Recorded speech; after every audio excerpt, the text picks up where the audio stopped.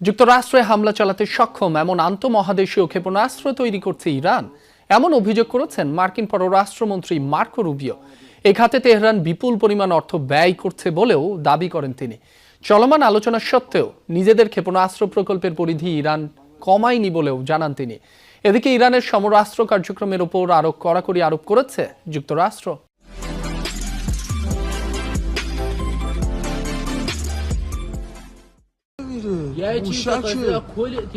সাপের ফনার আকৃতি নিয়ে দ্রুতগতিতে লক্ষ্যের দিকে এগিয়ে চলছে মিসাইল। ইরানের বহুল আলোচিত সিজিল ক্ষেপণাস্ত্র এটি। মার্কিন প্রেসিডেন্টের স্টেট অব দ্য ইউনিয়নের ভাষণের পর আবারও আলোচনায় ইরানের আন্তঃমহাদেশীয় ক্ষেপণাস্ত্র।